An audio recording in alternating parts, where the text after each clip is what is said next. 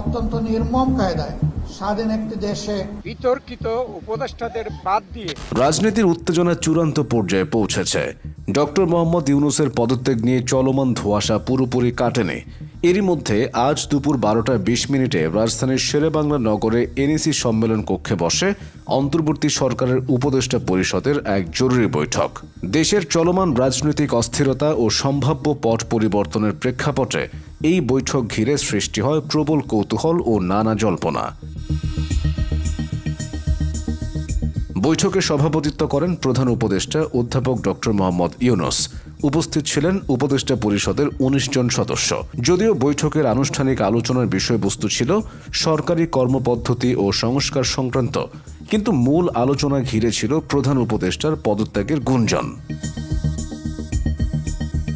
বৈঠক শেষে উপদেষ্টারা একে একে কক্ষ ত্যাগ করেন, তবে কেউই সাংবাদিকদের সামনে মন্তব্য করতে চাননি।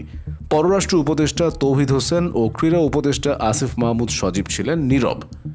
শুধু উপদেষ্টা আলী ইমাম মজুমদার বলেন, আমি কিছু বলতে পারছি না। বৈঠক শুরুর কিছু সময় পরই এনইসি কক্ষ থেকে মন্ত্রিপরিষদ সচিব সহ অন্যান্য সরকারি কর্মকর্তাদের বেরিয়ে যেতে দেখা যায়, যা থেকে স্পষ্ট হয় এই বৈঠক ছিল শুধুমাত্র উপদেষ্টা পরিষদের অভ্যন্তরীণ আলোচনা।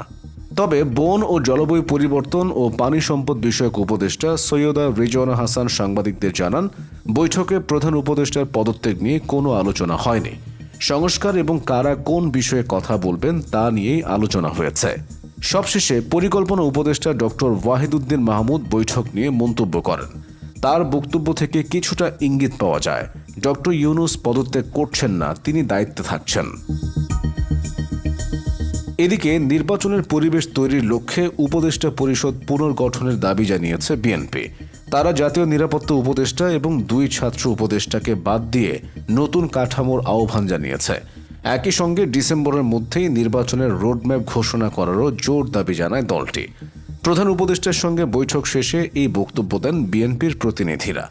দলের নেতারা স্পষ্ট বলেন, তারা ক্ষমতায় গেলে আওয়ামী লীগের বিচারও করবেন। বিএনপির সঙ্গে আলোচনার পর ডক্টর ইউনূস জামায়াতে ইসলামী ও এনসিপি নেতাদের সঙ্গেও বৈঠকে বসেন। জানা গেছে রোববার আরও কিছু রাজনৈতিক দলের সঙ্গেও বৈঠকের পরিকল্পনা রয়েছে। বৈঠক শেষে খন্দকার মোশাররফ হোসেন জানান, প্রধান উপদেষ্টার সঙ্গে আলোচনা শেষে আমরা জোর দিয়ে বলেছি, নির্বাচন সংশ্লিষ্ট সংস্কার কার্যক্রম অবিলম্বে শেষ করে দ্রুত নির্বাচনের রোডম্যাপ ঘোষণা করতে হবে। বাংলাদেশে গণতন্ত্রের উত্তরণের পথ এভাবেই সুগম হবে। তিনি আরও বলেন, জনগণ মনে করে অন্তর্বর্তী সরকারের মূল দায়িত্ব একটি সুষ্ঠু ও নিরপেক্ষ নির্বাচন নিশ্চিত করা।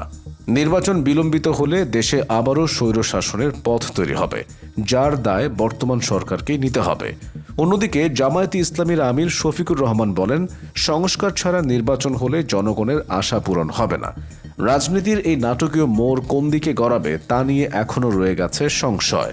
রাজনৈতিক পরিস্থিতির যে কোনো আপডেট দ্রুত পেতে আমাদের চ্যানেলটি সাবস্ক্রাইব করে বেল আইকনটি অন করে রাখুন।